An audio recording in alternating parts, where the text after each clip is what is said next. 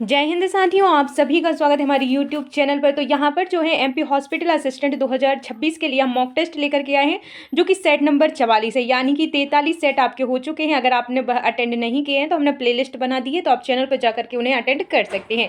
तो चलिए स्टार्ट करते हैं। तो इसमें आपको क्या मिलेगा, तो आपको हिंदी के 20 क्वेश्चन होंगे, सोशल साइंस के 20, साइंस के 20, इंग्लिश, मैथ्स सभी क्वेश्चन आपको यहाँ पर मिलने वाले हैं। तो सबसे पहले हम सोशल साइंस के क्वेश्चन लगाएंगे, जिसमें आपको जो सिलेबस के हिसाब से सब कुछ मिलेगा, हिस्ट्री, भूगोल, राजनीति, अर्थशास्त्र, सब कुछ यहाँ पर आपको मिलेगा। तो चलिए स्टार्ट करते हैं। तो यहाँ पर जो है द सोशल कॉन्ट्रैक्ट नामक पुस्तक किसने लिखी है? तो यहाँ पर द सोशल कॉन्ट्रैक्ट जो पुस्तक लिखी है वह किसने लिखी है? तो करेक्ट आंसर हो जाएगा आपका ऑप्शन नंबर बी, रूसो। क्या हो जाएगा? रूसो जो है आपका यहाँ पर राइट आंसर है। नेक्स्ट क्वेश्चन है, वियना कांग्रेस 1815 की अध्यक्षता किसने की थी? तो किसने की थी? राइट आंसर हो जाएगा ऑप्शन नंबर सी, यहाँ पर मेटरनिख ने। किसने की थी? मेटरनिख आपका करेक्ट आंसर है। इंडो चाइना में किस देश की फ्रांसीसी उपनिवेशों का केंद्र माना जाता है? तो यहाँ पर राइट आंसर जो हो जाएगा वह हो जाएगा ऑप्शन नंबर बी, वियतनाम। क्या हो जाएगा? वियतनाम आपका करेक्ट आंसर है। नेक्स्ट है, जलोढ़ मिट्टी में कौन सा पोषक तत्व सामान्यतः कम पाया जाता है? तो यहाँ पर जो राइट आंसर है ऑप्शन नंबर सी हो जाएगा आपका फास्फोरस। क्या हो जाएगा? फास्फोरस जो है आपका राइट आंसर है। नेक्स्ट है, भारत में रबर उत्पादन का प्रमुख राज्य कौन सा है? तो रबर उत्पादन का जो प्रमुख राज्य है वह कौन सा है? करेक्ट आंसर है ऑप्शन नंबर बी, केरल। क्या हो जाएगा आपका? केरल यहाँ पर राइट आंसर है। नेक्स्ट क्वेश्चन है, न्यायपालिका की स्वतंत्रता का उद्देश्य क्या है? तो यहाँ पर जो राइट आंसर है ऑप्शन नंबर बी हो जाएगा आपका निष्पक्ष न्याय देना। क्या हो जाएगा? निष्पक्ष न्याय देना आपका राइट आंसर है। नेक्स्ट क्वेश्चन है, भारतीय संविधान में समाजवादी शब्द किस संशोधन द्वारा जोड़ा गया? तो यहाँ पर करेक्ट आंसर हो जाएगा आपका ऑप्शन नंबर बी, 42वां संविधान संशोधन।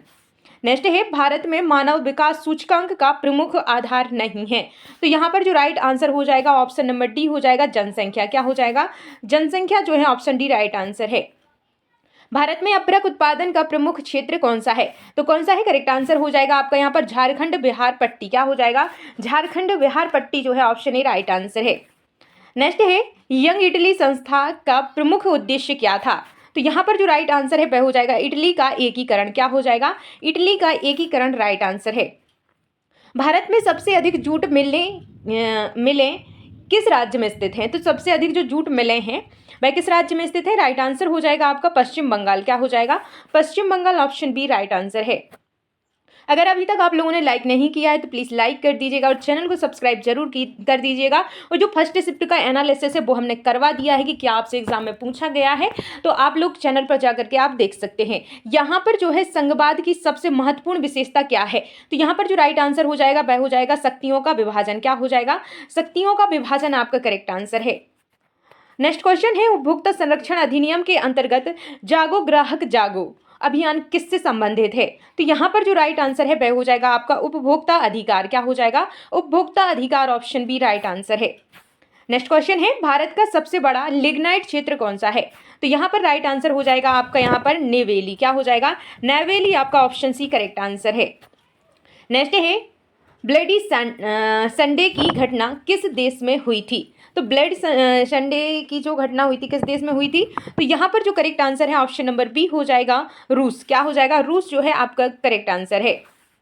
नेक्स्ट है, भारत में काली मिट्टी मुख्यतः किस फसल के लिए उपयुक्त मानी जाती है? तो यहाँ पर जो राइट आंसर है ऑप्शन नंबर बी हो जाएगा कपास। क्या हो जाएगा? कपास यहाँ पर करेक्ट आंसर है। और काली मिट्टी को क्या कहते हैं? रेगर मिट्टी भी कहा जाता है। ठीक है। नेक्स्ट क्वेश्चन है, लोकतंत्र में वयस्क मताधिकार का अर्थ है तो क्या है? यहाँ पर जो करेक्ट आंसर हो जाएगा ऑप्शन सी हो जाएगा यहाँ पर निर्धारित आयु के सभी नागरिकों को मतदान अधिकार। तो यहाँ पर ऑप्शन सी करेक्ट आंसर है। नेक्स्ट है, भारत में रिजर्व बैंक की स्थापना किस वर्ष हुई? तो यहाँ पर जो करेक्ट आंसर है ऑप्शन ए हो जाएगा 1935। क्या हो जाएगा? 1935 आपका करेक्ट आंसर है।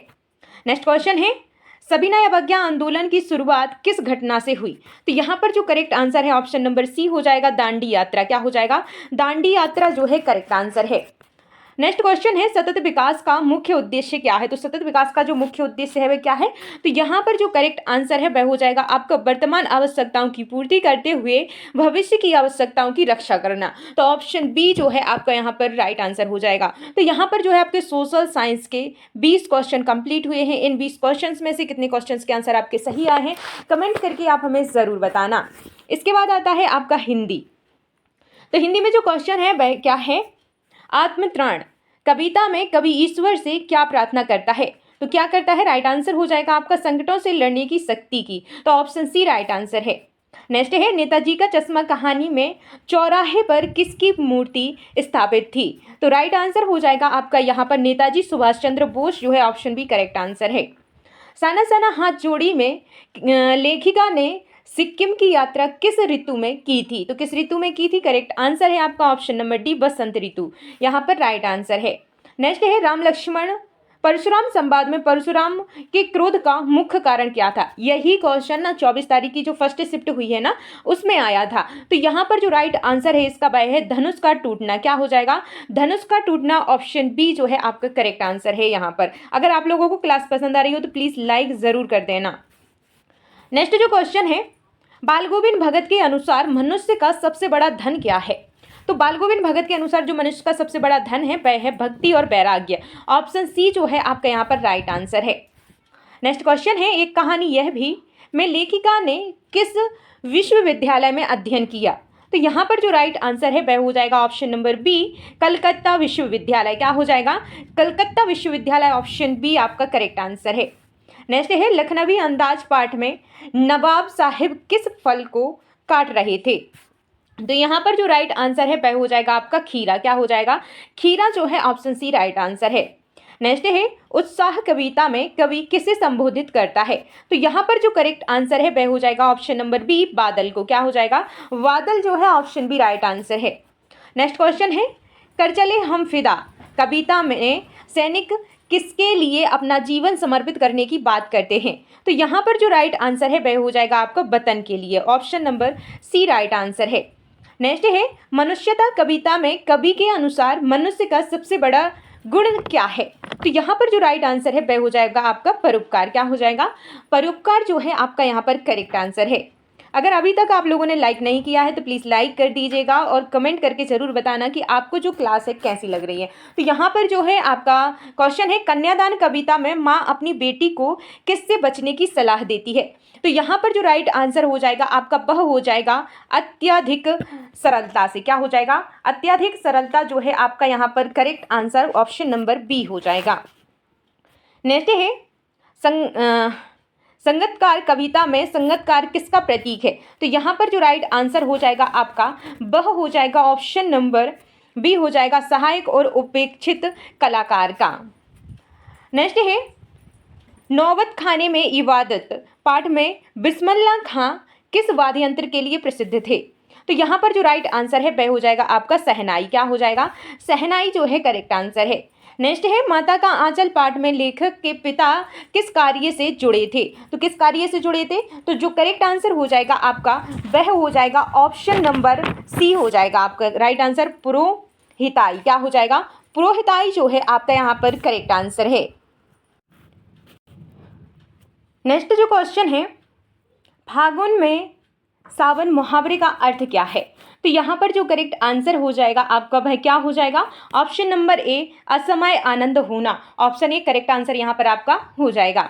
नेक्स्ट है, नयन शब्द का तत्सम रूप क्या है? तो नयन शब्द का जो तत्सम रूप है वह क्या हो जाएगा? करेक्ट आंसर हो जाएगा आपका नेत्र। क्या हो जाएगा?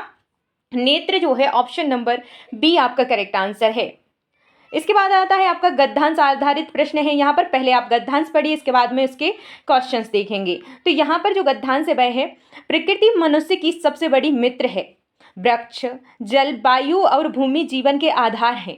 यदि मनुष्य प्रकृति के संसाधनों का अधिक दोहन करेगा तो पर्यावरण असंतुलित हो जाएगा। आज वनों की कटाई, जल प्रदूषण और वायु प्रदूषण जैसी समस्याएं तेजी से बढ़ रही हैं। पर्यावरण संरक्षण केवल सरकार का कार्य नहीं बल्कि प्रत्येक नागरिक का कर्तव्य है।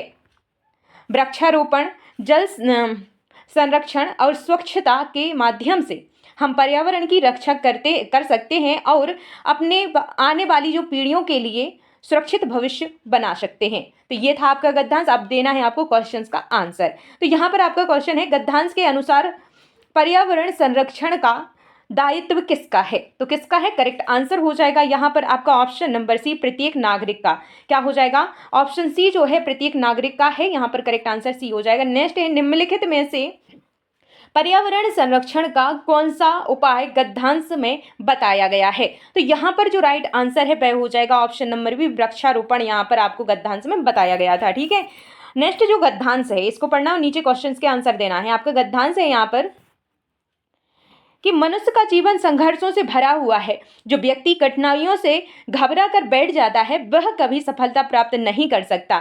इतिहास गवाह है कि संसार में महान व्यक्तियों ने अनेक बाधाओं को और विपत्तियों का सामना करते हुए ही सफलता प्राप्त की। परिश्रम, आत्मविश्वास और धैर्य मनुष्यता को आगे बढ़ाते हैं। जो व्यक्ति अपने लक्ष्य के प्रति समर्पित रहता है वही अंततः विजय प्राप्त करता है। असफलता मनुष्य को निराश करने के लिए नहीं बल्कि उसे नई सीख देने के लिए आती है। इसलिए हमें कठिन परिस्थितियों में भी साहस और धैर्य बनाए रखना चाहिए। सही बात है। तो यहाँ पर इस गद्यांश पर आधारित इस क्वेश्चन का आंसर आपको देना है। आपका गद्यांश है यानी कि क्वेश्चन है, गद्यांश के अनुसार सफलता प्राप्त करने के लिए सबसे आवश्यक गुण कौन से हैं? तो यहाँ पर जो राइट आंसर है वह हो जाएगा आपका परिश्रम, आत्मविश्वास एवं धैर्य। तो ऑप्शन बी जो है आपका करेक्ट आंसर है। नेक्स्ट जो क्वेश्चन है, असफलता का उद्देश्य क्या बताया गया है? तो यहाँ पर जो असफलता का गद्यांश में आपके लिए उद्देश्य बताया गया था क्या था?